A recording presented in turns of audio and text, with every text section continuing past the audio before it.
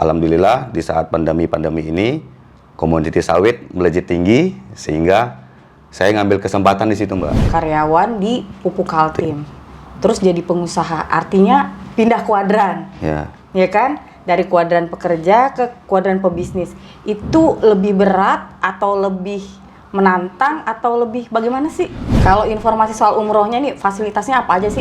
Beli pupuk 75 ton pergi umroh, pakai Arminarika. Arminarika itu kan yang paling bagus tuh. Ya, betul. Paling bagus kita buat, orang ketawa, wah gini-gini. Saya pasti bisa, saya bilang gitu. Saya umur 20 tahun itu tamat SMA, saya itu udah megang 3 provinsi. Udah 6 perusahaan swasta saya pegang. 75 ton berhak untuk mendapatkan reward satu umroh kelas eksekutif. VIP itu paling mewah tuh, Mbak. Kelas VIP ya? Itu paling mewah untuk umroh.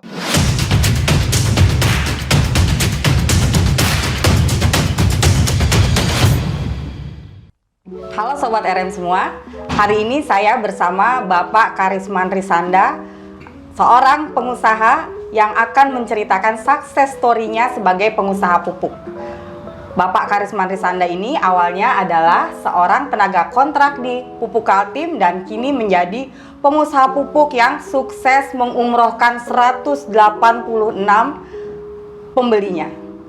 Bagaimana Pak Karisman ini bisa terjun ke bisnis pupuk yang pencapaian penjualannya ini begitu fantastis di tengah pandemi? Justru di saat orang-orang khawatir bisnis itu turun karena pandemi, tapi Bapak bisa melejit dan mengumrohkan 186 orang tadi, itu gimana Pak?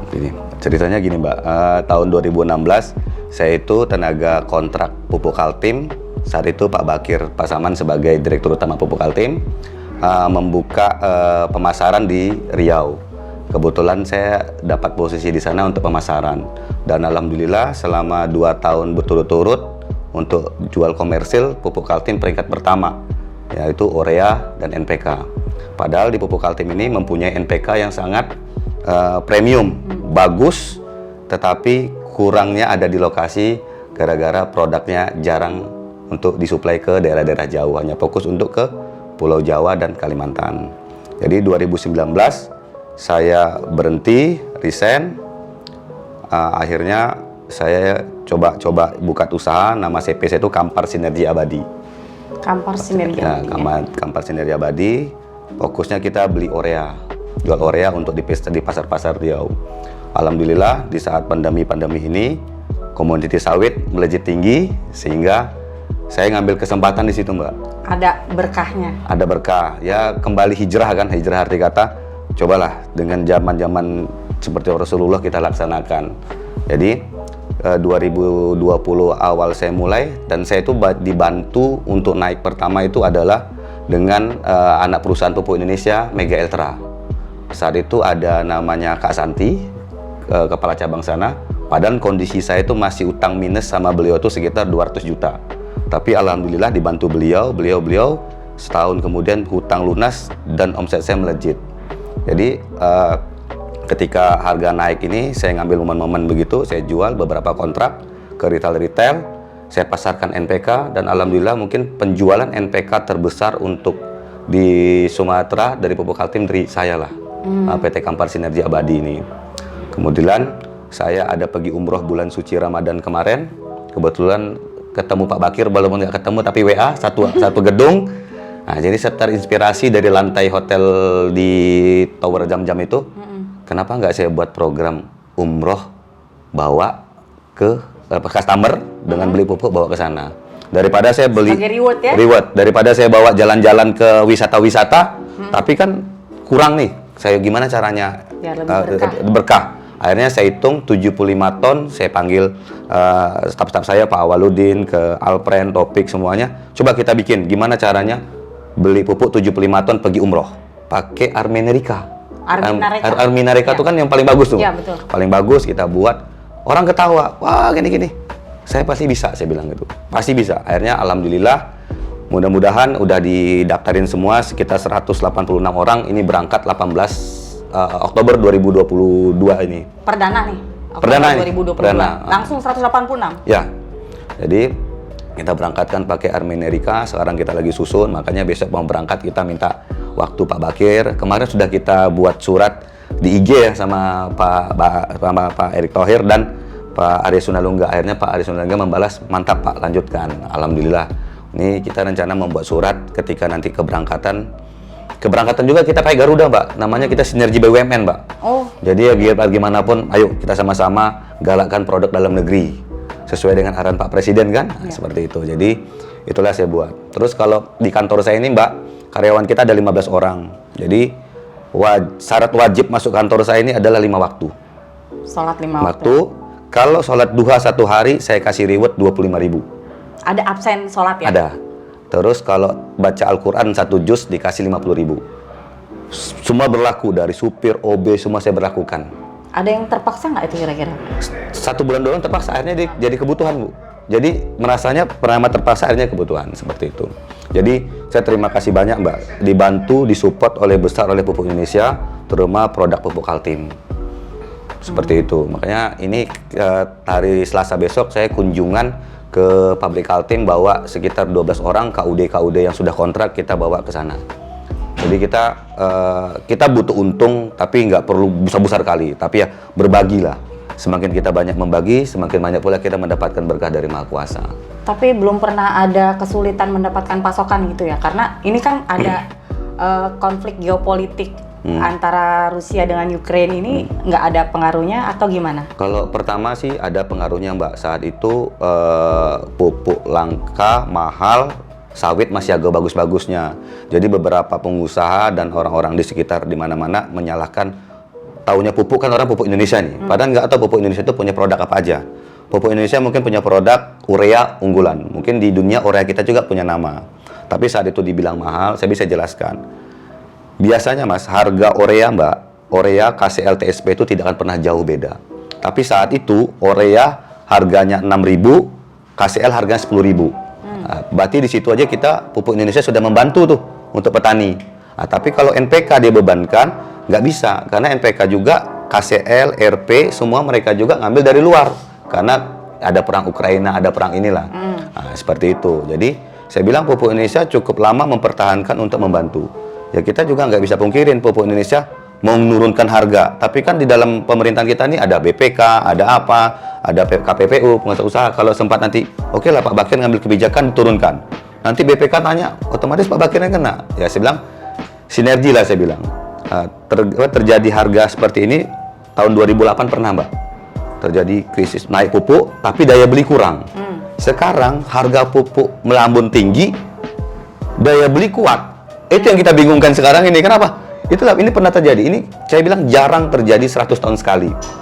Community naik, daya beli tinggi, harga tinggi pun dibeli. Kalau 2008 tidak, harga tinggi, daya beli turun. Nah, ini saya nggak tahu nih, ya? beda. Makanya saya nggak tahu nih, ini bakal turun apa tidak. Tapi kalau pandangan-pandangan orang, saya lihat sawit sudah mulai nih.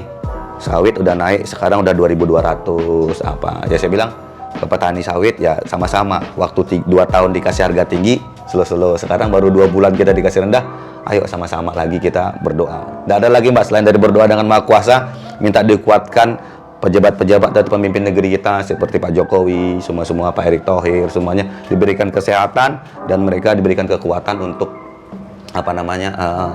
bertahan untuk dalam kondisi global ini kan Mbak, seperti itu. Kalau dari kan Masnya tadi nih karyawan ya? Ya. Karyawan di Pupuk Kaltim, terus jadi pengusaha, artinya pindah kuadran, ya kan? Dari kuadran pekerja ke kuadran pebisnis, itu lebih berat atau lebih menantang atau lebih bagaimana sih? Lebih menantang saya jadi pengusaha Mbak. Dulu saya selalu ketawa kan, yang sedikit direktur rapat, sedikit rapat, apa yang dirapatkan? Karena pemikiran ternyata yang sekarang saya laksanakan, memang rapat tuh harusnya kan harga tinggi, kadang turun ngambil keputusan-keputusan ya, kadang ada berat ya. Saya seberat-berat apapun yang tekanan apa seperti apa, saya minta yang pada yang di atas saja, minta petunjuk. Jadi saya selalu bilang sama teman-teman, yuk malam ini kita istiqoroh, sholat tahajud, kalau apa kita ambil, kalau enggak apa. Saya selalu minta doa itu aja Mbak. Jadi ada misi syiarnya. Seperti itulah. Ada misi syiarnya dalam bisnisnya ya Mas ya. Seperti itu. Saya bilang di teman-teman, 2,5% dari gaji, yuk kita kumpulkan, nanti kita berikan zakatnya, Mbak. Zakat penghasilan kita seperti itu. Luar biasa. Ya, umur saya masih 35, Mbak. Jadi Wah, masih milenial ya? Milenial. Masih milenial. 35, cuman wajah aja tua, Mbak, karena mungkin ditekan untuk bekerja terus kan. Nggak apa-apa. Seperti itu. Ya, mudah-mudahan ini tadi ada diskusi sama Pak Bakir bahwa Pupuk Indonesia mau membuat seperti Alfamart ya, toko-toko pertanian ada. Itu saya pikir itu salah satu ide yang cemerlang. Jadi membuka UMKM produk-produk lokal yang ada di sana. Seperti di Sumatera ada Dolomit, ada pupuk kompos. Saya setuju tuh, mungkin nanti ke depan tidak lanjutnya kita bakal berkomunikasi lagi dengan pihak PAI. Itu saya bilang itu terobosan yang bagus. Karena tidak semena-mena hanya untuk pasar komersil kebun aja. Kadang-kadang dimanfaatkan dasar petani. Petani minta harga petani, jadi nanti bisa dijualnya langsung ke individu. Individu. Ya saya bilang kalau dipupun oleh SDM yang bagus, ini Pak seperti Alfamart bagus Pak, saya bilang. Mungkin nanti kita Riau mungkin bisa jadi percontohannya seperti itu. Tapi distribusi pupuk selama ini terbantu juga sangat oleh sistem PT Pupuk Indonesia yang saat ini ya. Ya, satu harga itu saya pikir itu udah paling bagus Mbak. Holding Pupuk Indonesia di tangan Pak Bakir bagus. Apalagi kita pernah mendengar cerita untuk jual urea keluar tembus 1.000 per $1.000 per ton, itu udah bayangin coba, belum pernah sejarahnya seperti itu. Tanya bilang di tangannya Pak Bakir lambung tinggi dan apanya bagus, saya bilang udah cukup bagus, saya bilang tuh. Pencapaian nasional pun bagus. Cuman ya mungkin ada beberapa kosek lagi ya yang paham-paham lah. Kalau saya sih alhamdulillah dari pihak Pupuk Indonesia cukup membantu saya. Terus saya loyal ke Pupuk Kaltim sih Mbak, karena saya dulu di dalam, sekarang di luar. Sebagai informasi, kenapa saya begitu cinta dengan Pupuk Kaltim? Pupuk Kaltim itu produknya bagus Mbak. Jadi setiap petani sawit pakai NPK Pelangi, jarang mereka mau beralih. Saya boleh bawa, kalau nanti ada waktu kemana-mana ke Riau, ke apa kita mau apa, saya boleh tes. Kalau saya bilang, kalau pakai NPK Pelangi, pasti yang pemiliknya didemo oleh tukang buruh panennya. Kenapa? Karena hasilnya melimpah gitu. Seperti itu. Tapi apa sih sebenarnya yang melatar belakangi kok terjun pilihannya itu ke PT Pupuk untuk menjadi distributor pupuk gitu? Jadi gini Mbak, saya itu dari tamat sekolah 2007, saya itu udah didikte untuk bekerja menjadi sales di bidang pertanian. Fertilizer. Gitu ya. Dan alhamdulillah saya umur 20 tahun itu tamat SMA, saya itu udah megang 3 provinsi. Udah 6 perusahaan swasta saya pegang. Sudah Pokoknya, bakat. Jadi dari usia dini itu saya udah pelajarin semua gimana. Tapi di pupuk betul ini saya mulai 2012. Pokoknya pasang surut saya banyak Mbak. Kalau diceritain panjang lah bukunya. Jadi memang riwayat ikatan batin dengan pupuk itu sudah sangat lama ya? Pasti. Sampai akhirnya kerja di Pupuk Kaltim, lalu kemudian menjadi distributor bisnis, dan bisnisnya yang sekarang ini sangat ditunjang oleh sistem distribusi yang diterapkan oleh Pupuk Indonesia. Ya. Kalau saya sih ngambil momennya gini Mbak, kemarin Pak Jokowi bilang, ayo UMKM produk lokal harus diapakan, BUMN harus bersinergi dengan perusahaan dalam negeri atau UMKM. Ini kebetulan kita ada 2 ide. Ada di Riau itu kita mau buat Dolomit, mungkin mudah-mudahan Mega Eltra mau kerja sama kita. Terus ada juga pabrik NPK mau kita bangun juga. Jangan sampai ketinggalan pupuk Indonesia ini, karena ada produk-produk baru. Malaysia sudah menciptakan namanya pupuk kompaktor. Jangan sampai kita jadi penonton. Bayangin Mbak, Vietnam tuh dulu belajarnya ke Pupuk Kaltim. Sekarang Vietnam pertaniannya unggul, pupuknya juga unggul. Makanya jangan sampai kita kecolongan lagi oleh luar. Vietnam itu dulu belajarnya ke Pupuk Kaltim Mbak. Boleh tanya tahun 2000 berapa tuh belajar ke Pupuk Kaltim. Sekarang teknologi mereka untuk pupuk lebih daripada Indonesia. Bayangin coba, jangan sampai kita ketinggalan. Makanya itulah harapan saya, mungkin Mbak dari pihak ini bisa nyampaikan ke manajemen perusahaan, pemegang kekuasaan lah. Jangan sampai kita ketinggalan lagi. Kalau informasi soal umrohnya nih, fasilitasnya apa aja sih? Tadi di hotel bintang 5 gitu ya misalnya apa gitu. Biar masyarakat juga tahu gitu apa maksudnya benefit yang dicapai. Tadi kan yang diperoleh. Tadi pesawatnya pakai Garuda. Terus apa lagi nih? Pakai Army Narika tadi. Army Narika tadi. Oke. Hotelnya gimana? Hotelnya bintang 5. Bintang 5. Kalau nggak salah Dala Tobah sama yang di Jam-Jam Tower. Jam-Jam Tower. Oke. Makannya gimana nih? Kalau makannya sesuai dengan bintang 5 juga Mbak. Cuman kalau saya sendiri mungkin karena nggak cocok, saya paling bawa sambal dari Pekanbaru ya. Saya sih nggak bisa, kalau makan tuh saya emang selektif Mbak. Jadi saya emang harus masak sendiri seperti itu. Jadi intinya sebuah apa yang sukses mendistribusikan pupuk itu dengan menjual 75 ton ya. Ya. 75 ton berhak untuk mendapatkan reward satu umroh kelas eksekutif. VVIP itu paling mewah tuh Mbak. Kelas VIP ya. Itu paling mewah untuk umroh 75 ton bersama NPK Pelangi kita pergi umroh. Dan ini juga banyak dibantu oleh BUMN juga, Bank RI juga membantu saya. Oke. Nah, jadi segi keuangan saya itu dibantu oleh Bank Jadi BRI. banyak sinergi BUMN juga Banyak. membantu. Jadi yang swasta itu saya itu Kampar Sinergi Abadi, Pupuk Indonesia, Bank BRI, terus nanti Garuda. Jadi kita emang pakai Garuda, Mbak. Nah, ini tinggal cari tiket Pekanbaru ke Jakartanya antara Citylink atau Garuda. Cuman ini kita lagi negosiasinya seperti itu. Ya kalau dihitung-hitung satu orang kena 43 juta. Ya. Maksudnya sejarah Mbak, nasional 75 ton bisa jual NPK Pelangi dapat paket umroh VVIP. Ya. Nah, itu kemarin sudah MOU kita Mbak, seperti itu. Keren.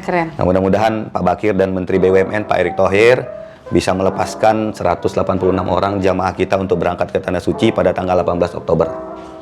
Keren. Insya Allah. Baik, terima kasih Mas cerita sharingnya, success story-nya. Amin. Semoga ini bisa menginspirasi Sobat RM semua untuk memulai bisnis apapun itu, dan ternyata bisnis pupuk ini juga cukup menggiurkan. Ya. Semoga bisnisnya semakin terus moncer ya Mas ya. Amin.